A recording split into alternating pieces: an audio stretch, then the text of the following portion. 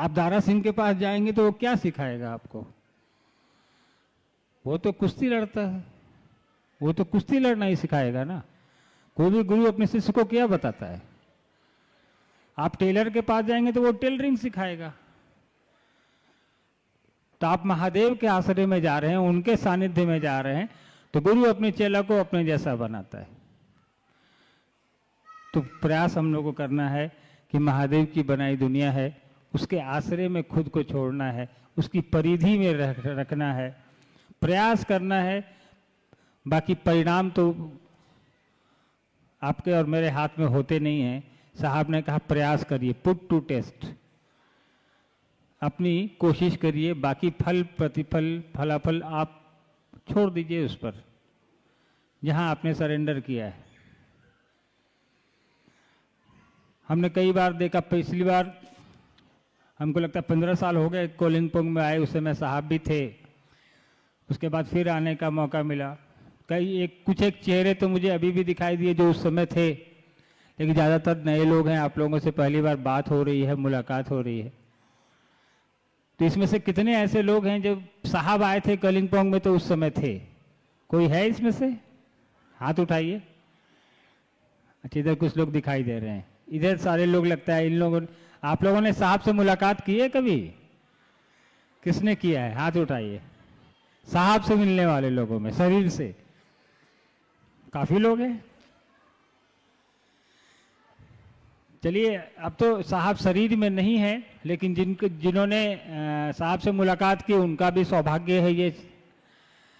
और जो नहीं कर पाए वो अब साहब और दीदी का उद्देश्य, साहब दीदी ने जो हमको आपको कहा है वही हमारे आपके लिए लकीर है, उसको लेके आगे बढ़ना है हम लोगों को।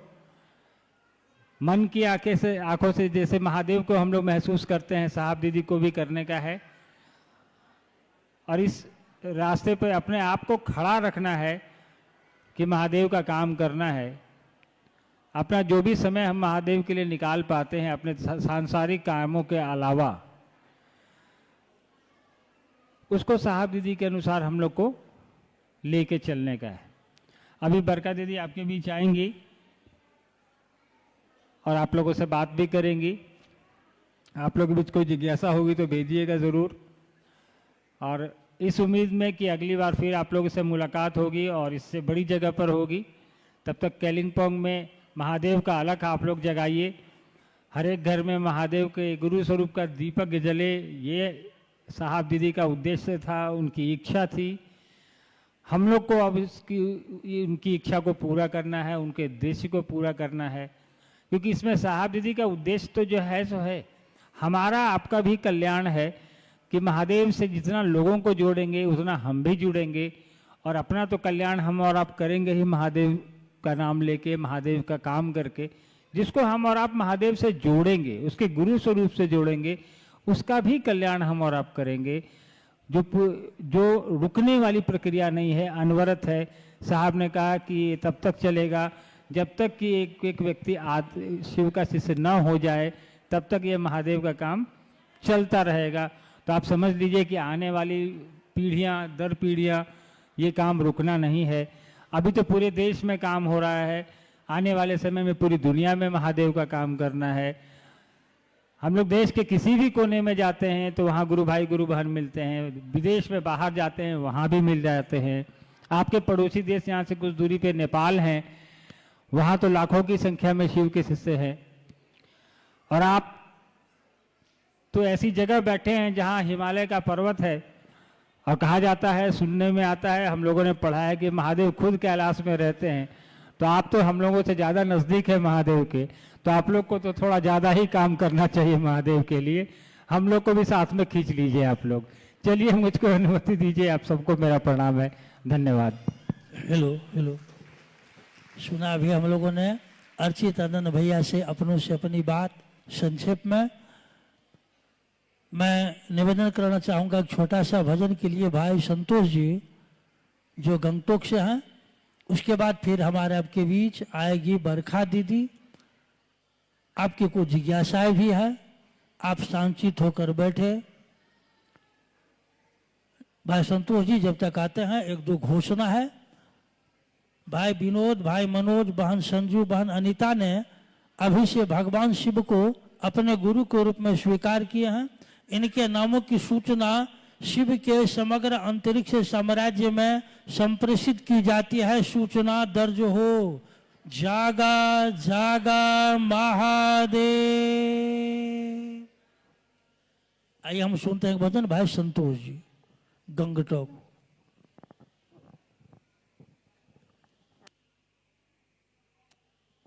हेलो। सर्वप्रथम अपने गुरु महेश्वर शिव के चरणों में मैं प्रणाम करता हूँ। मेरा प्रणाम स्वीकार हो। साहब श्री हरिनंदन जी, ममता मई नीलम दीदी आनंद जी के चरणों में मैं प्रणाम करता हूँ। मेरा प्रणाम स्वीकार हो।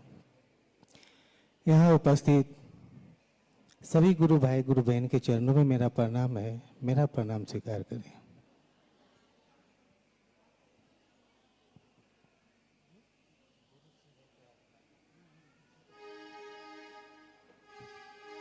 Hello hello.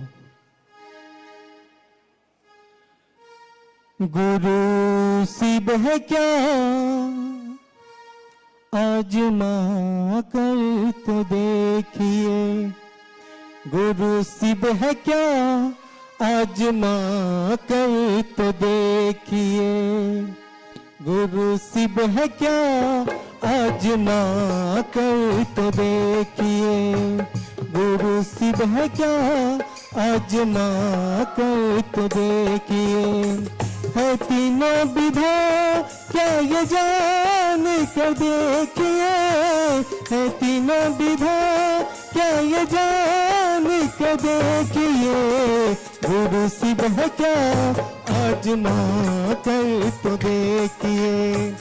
गुरु शिव है क्या आजमा कर तो देखिए।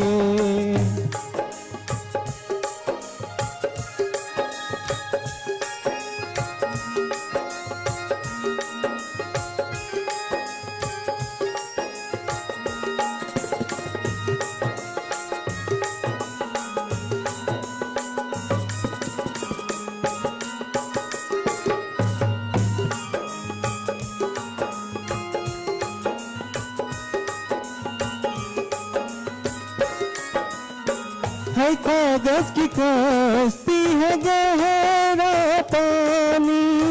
बही जा रही है कहीं जिंदगानी। है कागज की कश्ती है गहरा पानी।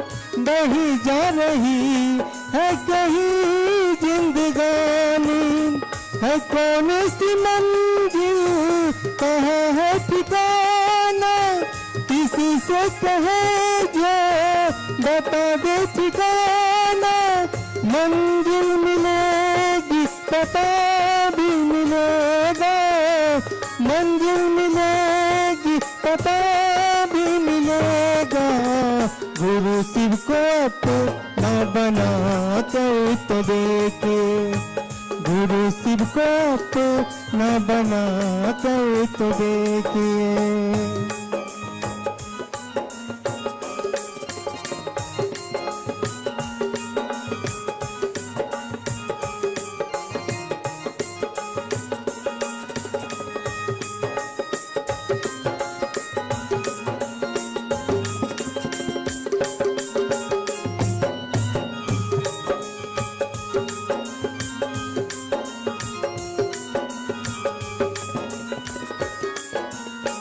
ये तीनों विधा जोड़ता है गुरु से। बना देता है रिश्ता नाता गुरु से।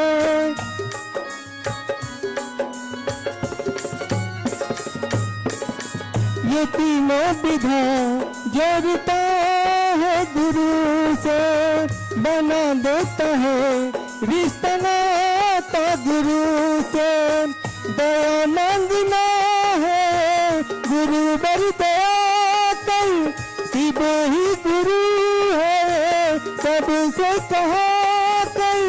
गुरु को नमन अपना करके तो देखिए गुरु को नमन, अपना करके तो देखिए गुरु शिव है क्या, आजमा कर तो देखिए गुरु शिव है क्या, आजमा कर तो देखिए।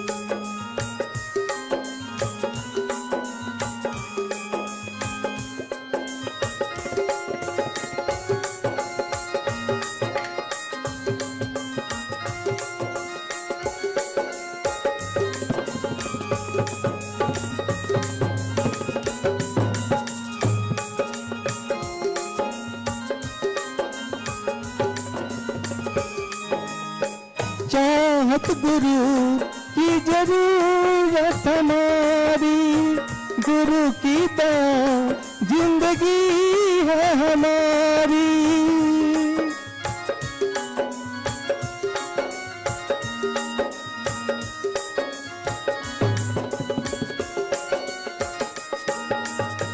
चाहत गुरु की जरूरत हमारी, गुरु की तो जिंदगी है हमारी।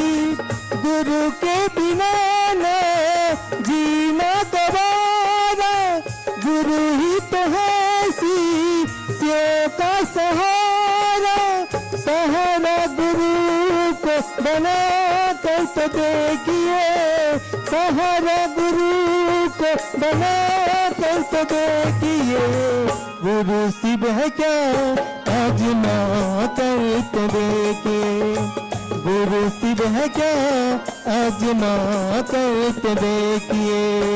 है तीनों विधा क्या ये जान कर देखिए, है तीनों विधा क्या ये जान कर देखिए गुरु शिव है क्या, आजमा कर तो देखिए गुरु शिव है क्या, आजमा कर तो देखिए गुरु शिव है क्या, आजमा कर तो देखिए गुरु शिव है क्या, आजमा कर तो देखिए।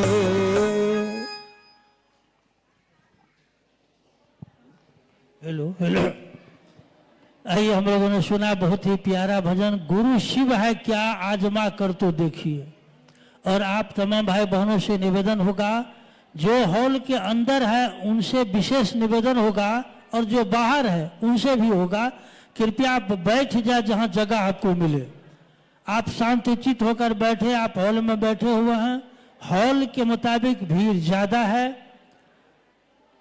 जो बात अभी हम लोग करेंगे या जिन बातों को हम लोगों ने जीवन में उतारने का और करने का संकल्प लिया है, किसी को अपना गुरु बनाना नहीं है, बल्कि इस धरती पर महादेव ने, परमात्मा ने जो सामर्थ्य, जो शक्तियां हमको दी है, उन शक्तियों का अधिकतर हम प्रयोग करेंगे लोगों को शिव का शिष्य बनाने के लिए।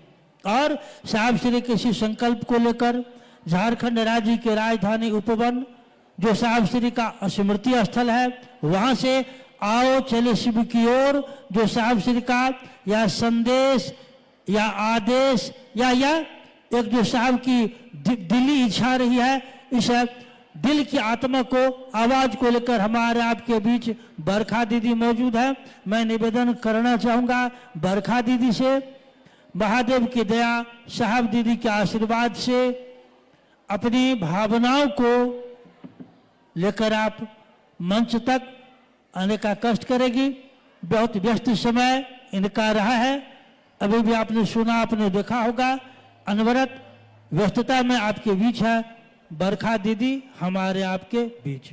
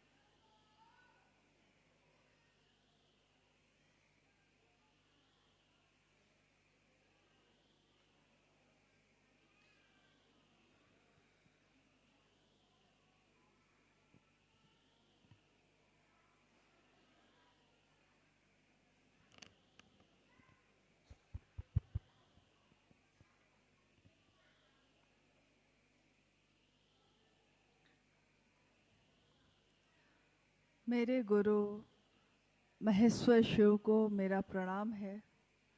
इस कालखंड के प्रथम शिव के शिष्य हम सबों के परम आदरणीय वरेण्य गुरु भ्राता साहब श्री के चरणों में मेरा प्रणाम है।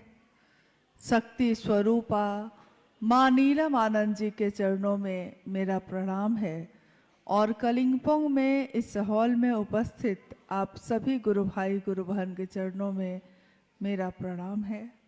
आप सभी को मेरा प्रणाम।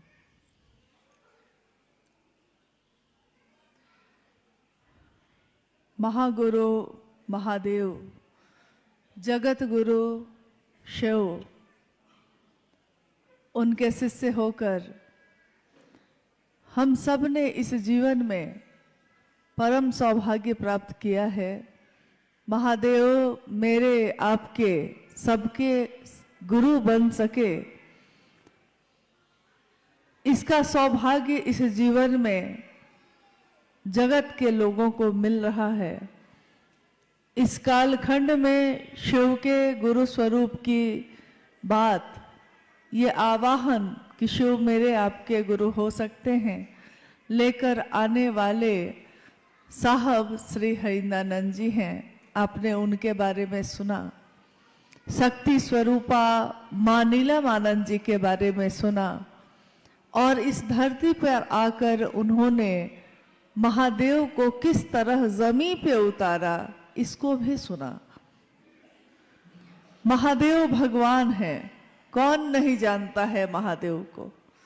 महादेव को धरती का हर आदमी जानता है। उत्तर हो, दक्षिण हो, पश्चिम हो, पूरब हो, जहां जाइए महादेव एक ऐसे भगवान हैं जिनकी सर्व जगत में सर्वमान्य तौर पे पूजा होती आई है।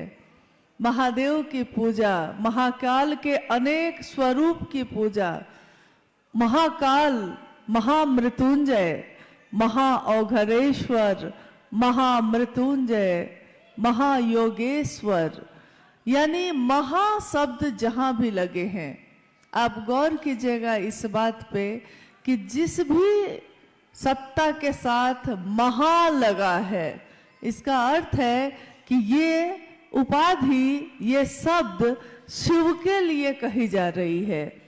जगत गुरु शिव, महागुरु शिव, आदि गुरु शिव, यानी गुरु और शिष्य परंपरा में भी अगर इस पूरे अखिल ब्रह्मांड में कोई गुरु है पहला, तो वो शिव हैं। और आपने जाना होगा या सुना होगा, कभी नहीं सुना होगा तो आज सुन रहे हैं कि गुरु शिष्य परंपरा में शिव गुरु हैं। आदि का अर्थ होता है जहां से गुरु शिष्य परंपरा की शुरुआत हो, आदि गुरु। तो जब कोई आदि गुरु होगा तो कोई उसका शिष्य होगा। जब कोई डॉक्टर बनेगा तो कोई उसका पहला मरीज होगा। जब कोई शिक्षक बनेगा तो कोई तो पहला विद्यार्थी होगा। तो जब महादेव आदि गुरु हैं तो सबसे प्रथम में कोई शिष्य होगा। आदि गुरु शिव का पहला शिष्य कौन है? आखिर किसके शिष्य बनने से जगत गुरु शिव का जगत गुरु पद चरितार्थ होता है? मां भवानी, शिव की शक्ति, भगवती प्रथम शिष्या कही गई।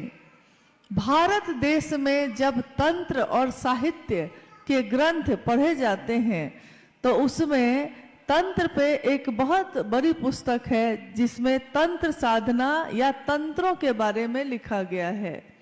अक्सर हम लोग समझते हैं कि तंत्र का अर्थ होता है जादू टोना करना, परंतु तंत्र का ये बहुत छोटा और विकृत रूप है। उसका सुंदर रूप है शिव से प्रेम करना। तंत्र साहित्य में पहली बार जब उमा और महेश्वर की आपस की बातचीत चल रही है, जब शिव और मां पार्वती की बातचीत चल रही है जिसमें मां भवानी शिव से कहती हैं, हे देव, तंत्र क्या है? ओ लॉर्ड, व्हाट इज तंत्रा?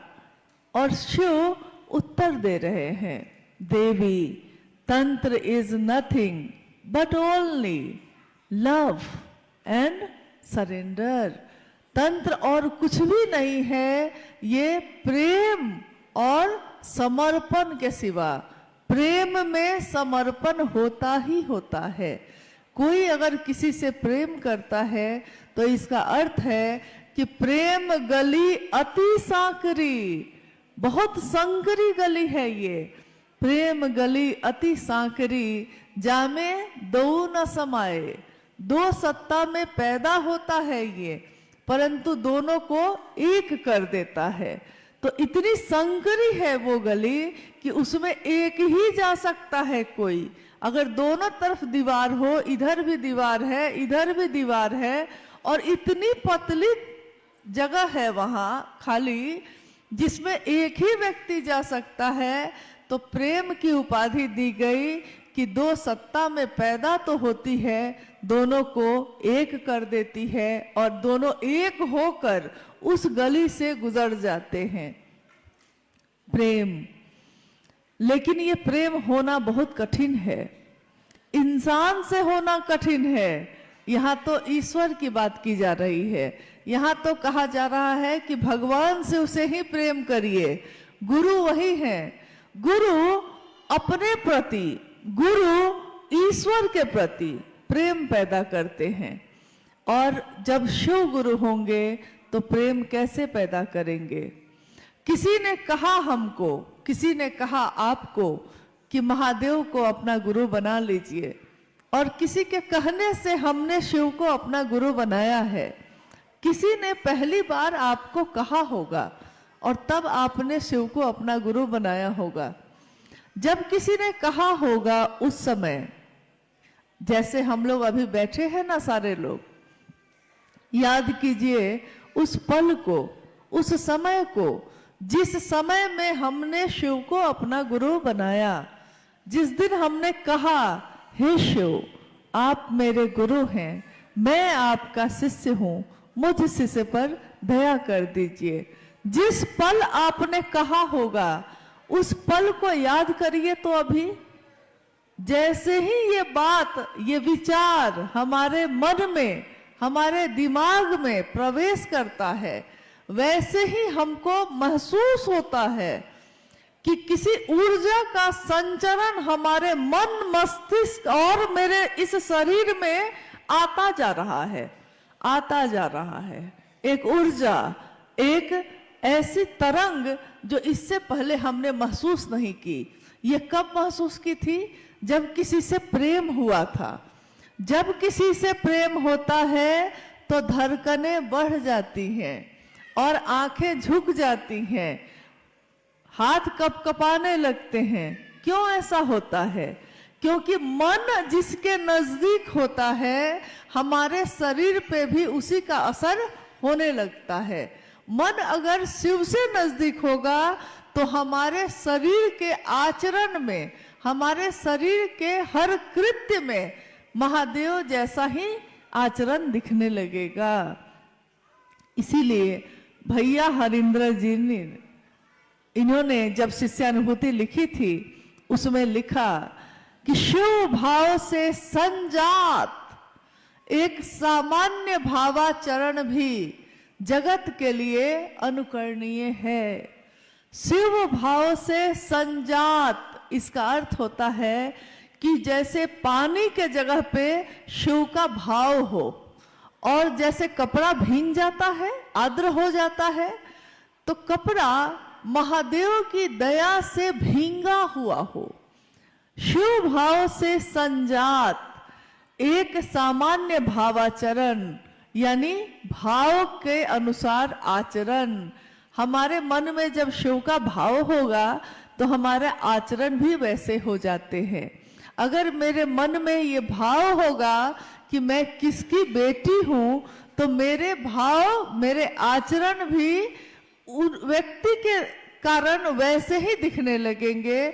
जगत में अगर कोई कहेगा कि कोई गलत काम कर लीजिए तो आप कहिएगा कि मेरे पिता का नाम बदनाम होगा, क्योंकि मैं वही आचरण कर सकती हूँ जो मेरे पिता की मर्यादा के अनुकूल है।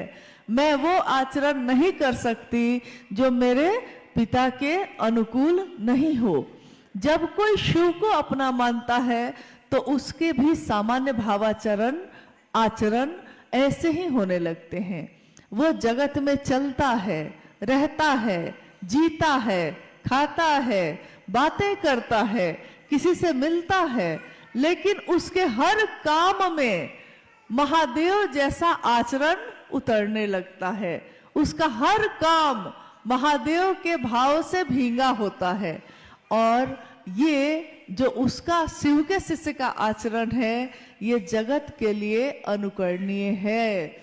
जगत के लोग देखकर ये कहते हैं कि देखिए कैसा शिव का शिष्य है, कैसा शिव का चेला है, कितना सुंदर बोलता है, कितने करुणा है, कितने सुंदर भाव है। इससे हमको सीखना चाहिए। जब हम किसी को कुछ अच्छा देखते हैं, किसी को कढ़ाई अच्छी आती है, किसी को बुनाई अच्छी आती है, किसी को भोजन बनाना अच्छा आता है, किसी को खेती करना अच्छा आता है, तो हम उससे सीखना चाहते हैं कि अगर सीखना है तो भाई इससे सीखिए, देखिए इनको कितना अच्छा ये काम करने आता है। तो जब कोई शिव का शिष्य अपना आचरण जगत में दिखाता है तो जगत के लिए वो अनुकरणीय हो जाता है। जगत के लोग उसको देखकर सीखते हैं कि जीवन को कैसे जीना चाहिए। जब हमने शिव को गुरु बनाया तब से लेकर आज तक हो सकता है हमारे साथ या आपके साथ ऐसा हुआ होगा कि कोई 2 महीने 3 महीने पहले शिव का शिष्य बना होगा, कोई 2-3 साल पहले बना होगा, कोई 20-30 वर्ष पहले बना होगा, कोई कभी बना होगा। लेकिन आज सबके सब ये कोई नहीं कहता कि आप 20 साल के शिव शिष्य हैं और आप 2 दिन के शिव शिष्य हैं। हर व्यक्ति यही कहता है कि हम शिव के शिष्य हैं। शिव का शिष्य होकर हमारा मन महादेव से दया मांगता है। तीनों सूत्रों के बारे में आपने सुना अभी। शिव को गुरु बनाने में कोई दीक्षा, कोई दक्षिणा, ये शब्द आपने कभी सुना? क्योंकि शिव को गुरु बनाने में दीक्षा, गुरु की दया ही उनकी दीक्षा है। शिव की दया ही इंसान के, मानव के मन में दीक्षा का काम करता है। बीए का रोपण, बीज का रोपण, शिव का एक नाम है ज्ञानवापी महादेव। ज्ञानवापी महादेव का अर्थ होता है ज्ञान का वपन करने वाले, ज्ञान का रोपण करने वाले। जैसे खेत में कोई धान का रोपण करता है, वैसे ही हम सभी इंसानों के मन में शिव गुरु के रूप में ज्ञान का रोपण करते हैं। जब महादेव ज्ञान का रोपण करते हैं तो हमारा मन उनको गुरु मानने लगता है। लेकिन ये मेरा स्वभाव बन जाए, शिव को गुरु मानना मेरा स्वभाव बन जाए, मुझको ऊपर दिखावा में ये ना करना पड़े, मैं सचमुच में उसी भाव में आ जाऊं। स्वभाव का अर्थ होता है जैसा अपनी माँ के लिए है, पुत्री का स्वभाव, पत्नी का स्वभाव, पति का स्वभाव, अपने आप होता है ये। लेकिन जब ईश्वर के लिए हम कहते हैं कि मेरा स्वभाव हो जाए, तो इसके लिए हमको प्रयत्न करने पड़ते हैं, इसके लिए हमको प्रयास करना पड़ता है। शिव को गुरु बनाने के लिए, स्वस्फूर्त जागरण के लिए मेरे हृदय में, मेरे मन में शिव का भाव स्वस्फूर्त हो जाए, खुद ही खुद प्रकट हो जाए। इसके लिए मैं क्या करूं? तो इसके लिए कहा गया, साहब ने कहा कि पहला सूत्र है शिव से दया मांगना। मन ही मन, जब हम शिव से दया मांगते हैं हे शिव, आप मेरे गुरु हैं, मैं आपका शिष्य हूँ, मुझ शिष्य पर दया कर दीजिए। तो महादेव की दया मेरे मन में, जब मेरा मन बार बार उसकी आवृत्ति लेता है, मन ही वो साधन है, तो मन जिस बात को बार बार दोहराता है, बार बार उसकी आवृत्ति लेता है, तो धीरे धीरे हमारे मन पे उसी बात की, जिसकी हम आवृत्ति ले रहे हैं, उसी बात की छाप पड़ जाती है। कोई अगर दिन रात पैसे पैसे पैसे पैसे यही बात करता है, तो उसकी नींद में भी उसको पैसा ही दिखने लगता है। हमने देखा है कभी कभी कि जब शाम में, संध्या बेला में, हमारे घर परिवार में कभी कभी ऐसा होता था, हम लोग छोटे थे तो उस समय याद है मुझको, कि घर में परिवार के बहुत लोग बैठे हैं और कुछ नाते रिश्तेदार के लोग भी आ गए हैं, तो बहुत लोग बैठे हैं। तो जब बहुत लोग हो जाते हैं तो कोई एक बात शुरू होती है और धीरे धीरे सारे लोग उसी बात में शामिल हो जाते हैं। तो एक बार क्या हुआ कि शाम हो रही थी, अंधेरा हो रहा था, तो अचानक किसी एक व्यक्ति ने भूत प्रेत की बात शुरू कर दी। भूत ऐसा होता है, प्रेत ऐसा होता है, महाप्रेत ऐसा होता है, चुड़ैल ऐसी होती है, पिशाच कैसा होता है। धीरे धीरे देख रहे हैं कि जितने लोग वहां हैं बैठे हुए, सब अपनी अपनी कोई ना कोई कहानी उसमें बताने लगे। किसी ने कहा कि एक बार ऐसा हुआ कि अमुक आदमी अमुक जगह गया तो वहां उसको प्रेत बाधा हो गई, भूत प्रेत पकड़ लिया, झूमने लगा। मतलब कैसा था प्रेत? किसी दूसरे ने पूछा भूत कैसा था? तो बड़े बड़े कान थे, बड़ी बड़े आंखें थी, दांत थे, बाल थे। मतलब लोग कह रहे हैं। हम लोग छोटे थे। उसके बाद रात के भोजन का समय आ गया। भोजन करके सारे लोग सोने के लिए गए। तो जब सोने के लिए गए, अब नींद ही नहीं आए, नींद ही नहीं आ रही है, डर लग रहा है और पर्दा भी हिलता है तो लगता है कि भूत का कान ही हिल रहा है। ये पर्दा नहीं है, आवाज हो रही है सरसराहट की, तो लगता है कि भूत ही सांस, उसी की सांस की आवाज आ रही है। देखिए हमारे मन पे उस बात का कितना असर होता है जिसमें हम सब शामिल हो जाते हैं। तो सब शामिल हो गए तो रात भर नींद नहीं आई, कोई अकेले सोने को तैयार नहीं हुआ। सब अंत में विचार हुआ कि सारे लोग हॉल में गद्दा बिछा लें और एक साथ सो जाएं, क्योंकि कमरे में जाने पे भूत आ सकता है। देखिए किसी एक ने बात शुरू की, धीरे धीरे सारे लोग उसमें शामिल हो गए और जब शामिल हो गए तो मन पे उस बात का ऐसा असर हुआ कि हर जगह वही दिख रहा है। अगर हमारे आपके जैसे लोग और बातों को छोड़कर महादेव की बात करने लगेंगे और कहेंगे, कोई एक शुरू करेगा महादेव मेरे गुरु हैं, आपके भी हो सकते हैं। दूसरा कहेगा कैसे हो सकते हैं। तीसरा कहेगा महादेव तो है ही।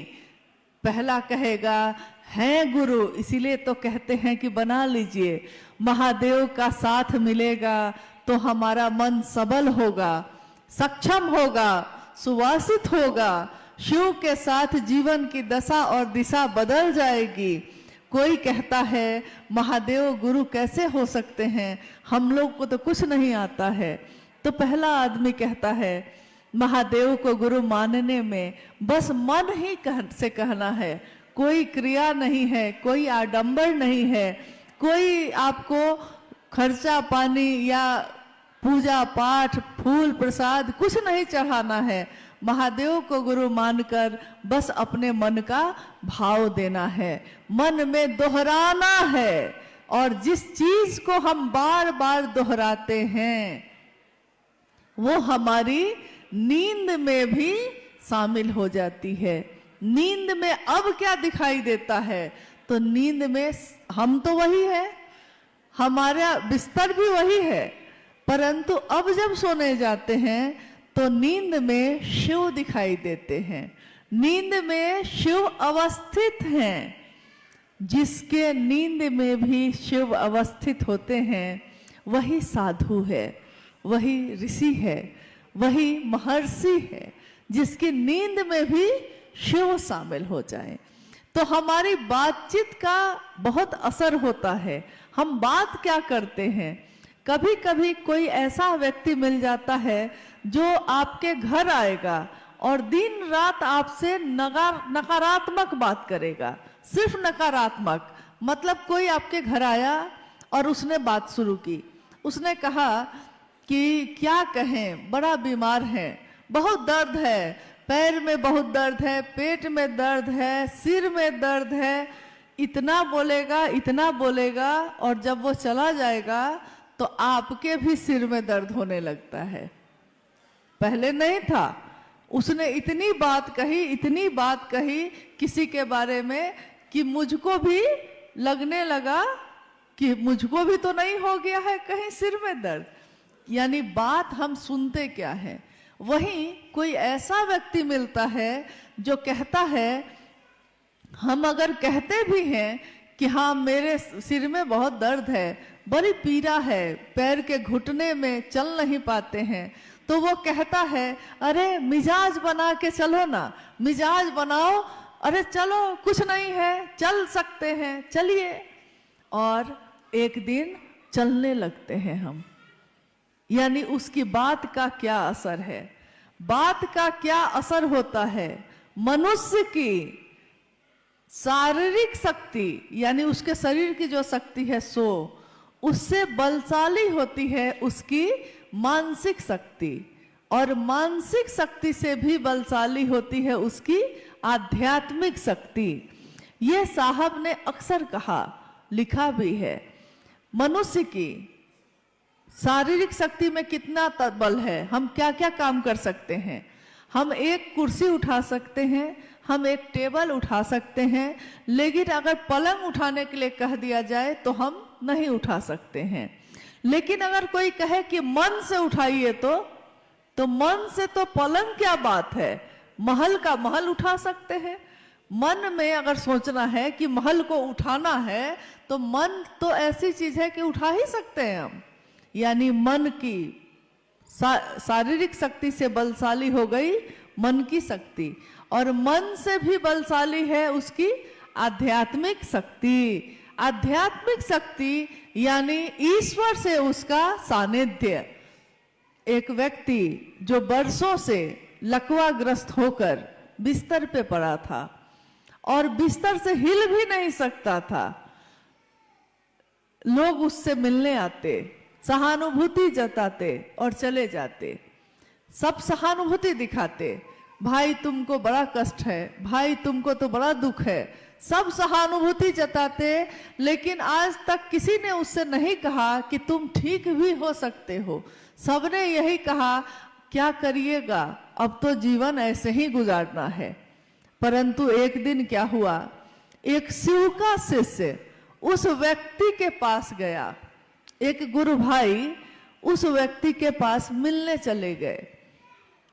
उन्होंने कहा क्या हो रहा है आपको?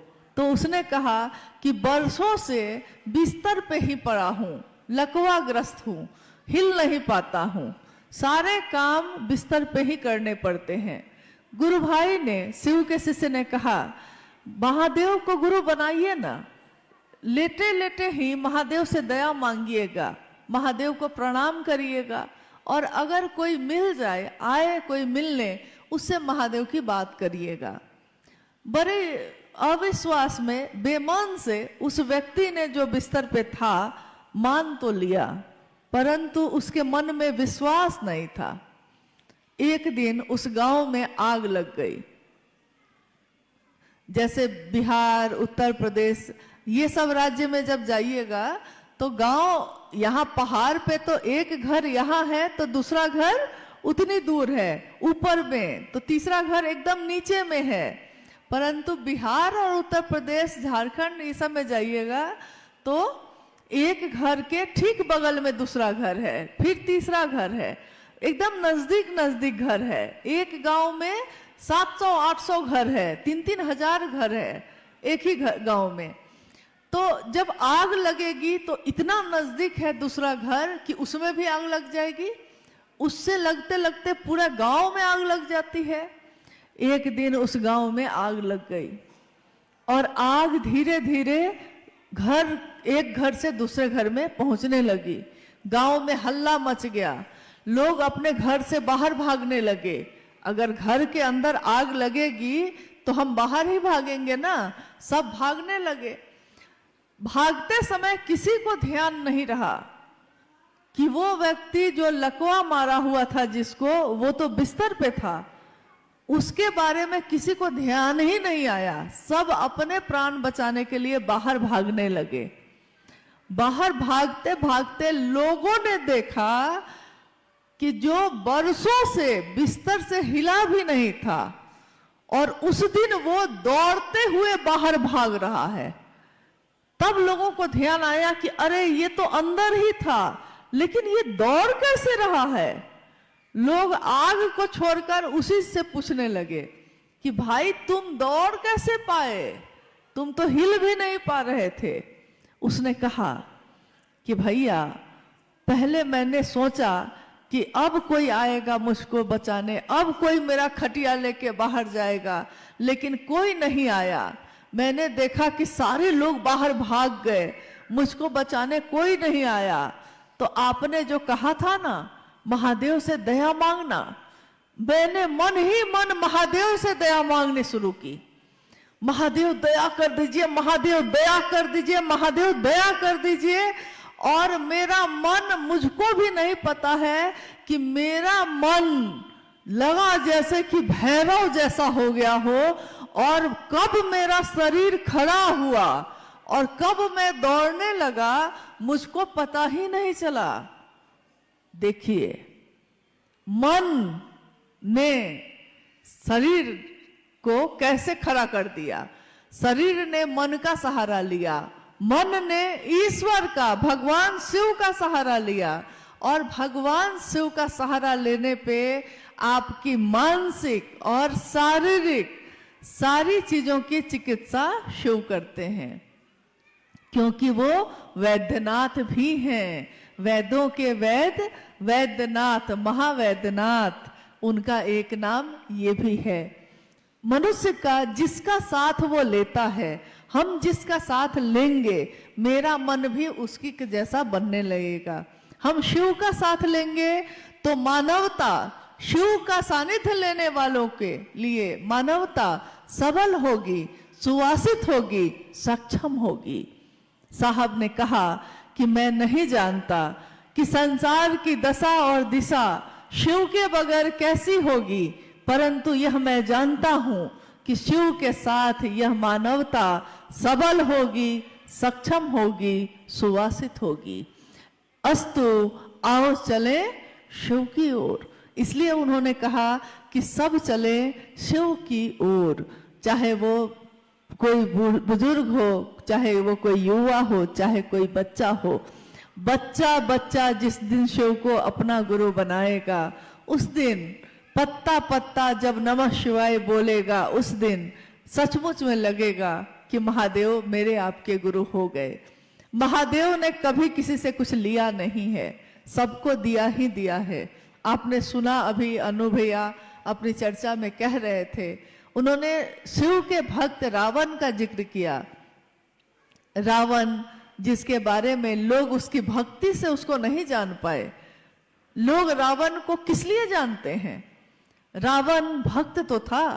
रावण के लिखे हुए शिव तांडव स्तोत्र आज भी लाखों घरों में प्रतिदिन लोग गाते हैं।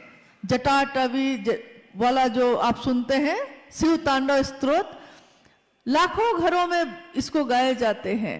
परंतु रावण का एक रूप ऐसा हो गया जिसने उसकी सारी अच्छाई पे पर्दा डाल दिया। रावण भक्त था, रावण शिव के प्रति समर्पित था, उसने शिव से लिया, परंतु उसने ज्ञान नहीं लिया। संपत्ति ली, ज्ञान भी ले लेता, बस इतनी ही तो बात थी। पिताजी से खेत ले लिया, खेती करने का ज्ञान भी ले लेते तो खेती कर सकते थे। पिताजी से लड़के दुकान में बंटवारा तो कर लिया, लेकिन दुकान चलाई कैसे जाती है इसका ज्ञान भी ले लेते तो दुकान चला सकते थे। इसी तरह रावण के साथ भी हो गया। परंतु आपने सुना होगा कि आज भी जब भी बात आती है कि सीता के अपहरण की, हरण कर लिया रावण ने, तो क्या दृष्टांत था, क्या दृश्य था? एक कुटिया में है सीता और रावण क्या बन के गया वहां?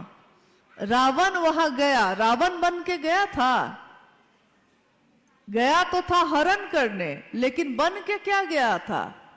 साधु। देखिए, बन के वो गया साधु। साधु बनना आसान है, क्योंकि उसमें क्या करना है? गेरुआ कपड़ा पहन लेना है, रुद्राक्ष की माला पहन लेनी है, तो साधु बन गए। लेकिन साधु होना बहुत कठिन है, साधु होना बहुत मुश्किल है। उसी तरह बन के गया था साधु, हरण किया मां सीता का, तो लज्जित कौन हुआ? रावण नहीं, क्योंकि रावण को तो यह करना ही था। लज्जित वहां साधुता हो गई। इसलिए आज भी, कब की यह कहानी है, कितने सालों पहले की कहानी है, लेकिन आज भी साधु वेश में भी किसी को हम देखते हैं तो हम उस पर विश्वास नहीं करते तुरंत। हमको लगता है कि पता नहीं ये सही में साधु हैं भी कि नहीं हैं, कहीं बन के तो नहीं आ गए। एक रावण ने ऐसा किया है तो दुर्गामी परिणाम है उसके कि आज भी साधु पे लोग जल्दी भरोसा नहीं कर पा रहे हैं, जबकि करना चाहिए। ये तो भेष ही ऐसा है, नहीं कर पाते। और हम शिव के शिष्य हैं, अगर हम शिव का शिष्य बनकर समाज को अपनी सेवा न दे सके, समाज को शिव न दे सके, तो हमको शिव का शिष्य होने का कोई हक नहीं है।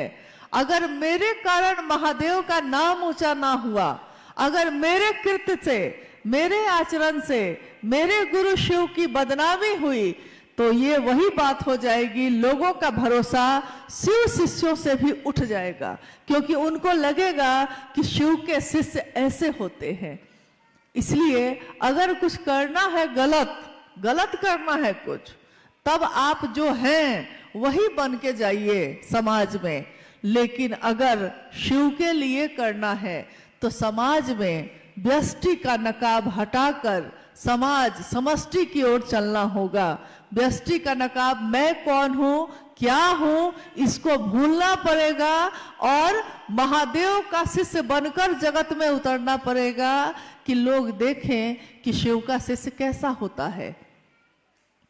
हम व्यापार करते हैं तो हमको झूठ बोलना पड़ता है, हम नौकरी करते हैं छल करना पड़ सकता है। जगत में जगत को खरीद के जगत को बेचने का रिवाज पुराना है। जगत में तो हम खरीदते ही हैं, एक सामान बेचते हैं तो एक सामान खरीदते हैं, परंतु शिव को बेचकर जगत नहीं खरीदना है। यही साहब श्री ने कहा, अगर जगत को बेच के जगत खरीदना पड़े तो खरीद लेना, लेकिन शिव को बेच के जगत मत खरीदिएगा। एक घर कोई छोड़ देता है, बाकी सब जगह चलेगा, लेकिन महादेव के काम में ईमानदारी, करुणा, सौम्यता, ये तो शिव के शिष्यों का आचरण है। इसलिए शिव के शिष्यों को जहां भी, चाहे हम साप्ताहिक चर्चा पे अगर शिव चर्चा करते हैं तब, या एक अकेले भी रास्ते में किसी से बात करते हैं तब, या आज जो ये कार्यक्रम घटित हो रहा है तब, चाहे ज्यादा लोग हों चाहे कम लोग हों, लेकिन हमारी बोली बदलनी नहीं चाहिए। ऐसा ना हो कि शिव चर्चा कर रहे हैं, सारे लोग देख रहे हैं कि हाँ ये सारे लोग तो शिव चर्चा करते हैं, और अचानक उसमें कोई एक दूसरे पे थप्पड़ चलाने लगे, कोई गाली देने लगे, घर जाए तो घर में हंगामा मचा दे, तो लोग क्या कहेंगे? लोग कहेंगे कि शिव का शिष्य ऐसा करता है, कोई नहीं कहेगा कि अमुक आदमी ऐसा करता है।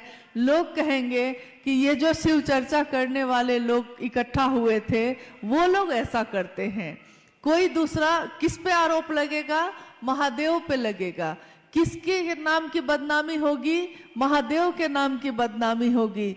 तो ये बहुत शर्मिंदगी की बात होगी कि मेरे आपके कारण महादेव का नाम न हुआ, मेरे आपके कारण महादेव की बदनामी हो जाए। बदनामी हो जाना ये तो किसी भी शिष्य के लिए बहुत ही शर्मिंदा होने की बात है, बहुत ही निम्न स्तर की बात है। तो ये काम हमको कभी न करना चाहिए, ना किसी को ऐसा करने देना चाहिए। अगर कोई ऐसा करता है तो उनको हाथ जोड़ के कहिए कि भैया ये काम, दीदी ये काम आप अपने घर में करिए, कृपया महादेव के घर में मत करिए। महादेव की दुनिया है ये, महादेव की दुनिया में हम रहते हैं, आप रहते हैं। महादेव की इस दुनिया में हम रहते हैं, लेकिन अगर हमारी दुनिया में, यानी हमारी दुनिया तो छोटी छोटी है, हमारी दुनिया में अगर महादेव आ जाएं तो हमारा परिवार, हमारा समाज महादेव जैसा ही होगा, महादेव ही होगा। इसलिए कोशिश करनी है कि पहला सूत्र भी महादेव से दया मांगे शिष्य बनने के लिए, दूसरा सूत्र शिव की चर्चा करें कि खुद भी शिव के शिष्य बने और दूसरों को भी प्रेरित कर सकें, और तीसरा सूत्र शिव को प्रणाम करना। शिव को प्रणाम करना यानी उस सत्ता को प्रणाम करना जिसके सामने नमन करने की भी योग्यता हमारी नहीं है। गर हो सके नमन तो सौभाग्य है हमारा, इस योग्य हम कहाँ हैं, गुरुवर तुम्हें मनाए, फिर भी मना रहे हैं, शायद तू मान जाए। हम महादेव को मनाते हैं, हम महादेव को प्रणाम करते हैं, हम इस योग्य नहीं, तब भी कोशिश करते हैं कि ऐसा हो जाए।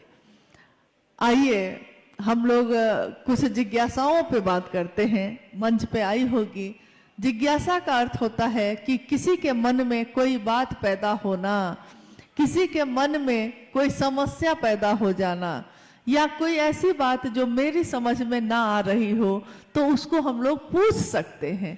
ज्यादा अच्छा है कि अगर मन भ्रमित हो, अगर कोई किसी के बारे में कुछ कहता हो तो उसे व्यक्ति से पूछना चाहिए। दूसरों से उसके बारे में बात करने से बेहतर है कि उस व्यक्ति से पूछ लीजिए। इसलिए महादेव के काम में अगर कोई बाधा आती हो, गति और गतिरोध दोनों के विषय में कोई बात आती हो, तो हम लोगों को आपस में बात कर लेनी चाहिए, पूछ लेना चाहिए, ताकि माहौल अच्छा बना रहे, हमारा रास्ता प्रशस्त हो। आइए हम लोग जिज्ञासाओं पे बात करते हैं। हेलो, आपकी ओर से जिज्ञासा बहुत है, उसमें से कुछ जिज्ञासाओं पर हम लोग चाहेंगे कि बात हो। एक भाई ने लिखा कि कलिम्पोंग में शिव चर्चा में सुन रहा हूं लेकिन भरोसा नहीं हो रहा है, क्या शिव जो भगवान है और शिव गुरु दोनों एक है या अलग अलग है? जिज्ञासा है कि शिव की पूजा वो कर रहे हैं, शिव की चर्चा भी सुन रहे हैं, उनको भरोसा ये नहीं हो रहा है कि शिव भगवान है कि शिव गुरु है। शिव भगवान भी है और शिव गुरु भी है। मेरे पिता भी है कोई और वो मास्टर भी मेरे हैं। ये हो सकता है कि नहीं? ये होता है कि नहीं? होता ही है। तो शिव भगवान है, भगवान के रूप में वो समदर्शी हैं, भगवान के रूप में वो सबके ऊपर एक समान दृष्टि रखते हैं। इसीलिए कोई अगर देवता भी तपस्या करे तो उसको भी वरदान देते हैं, कोई राक्षस अगर तपस्या करे तो उसको भी वरदान देते हैं। महादेव भगवान के रूप में प्रसन्न होकर वरदान देते हैं, इसमें कोई, महादेव भगवान के रूप में मनोकामनाओं की पूर्ति करते हैं, इसमें भी कोई संशय नहीं है। परंतु गुरु के रूप में विवेक पूर्ण दान देते हैं। विवेक पूर्ण दान यानी जो हमारे लिए जरूरी होगा, जो हमारे लिए अच्छा होगा। जैसे कहा गया है कि घर में प्रथम गुरु माता और पिता को माना जाता है, क्योंकि माता पिता अपने बच्चे को कभी भी हाथ में खुला चाकू नहीं देंगे। क्यों? बच्चा चाकू मांगता है, माता पिता नहीं देंगे, क्योंकि वो जानते हैं कि चाकू से हाथ काट लेगा। इसको अभी चाकू चलाना आता नहीं है, तो चाकू से हाथ कट जाएगा, तो नहीं देंगे। देखिए, माता पिता है वो, लेकिन यहां उन्होंने एक गुरु के तरह विवेकपूर्ण दिया या नहीं दिया, क्या देना ठीक होगा, क्या देना नहीं ठीक होगा। बच्चा कहता है कि हम 10 बजे रात में जाएंगे अपने दोस्त के यहाँ, माँ कहती है ना दिन में जाना।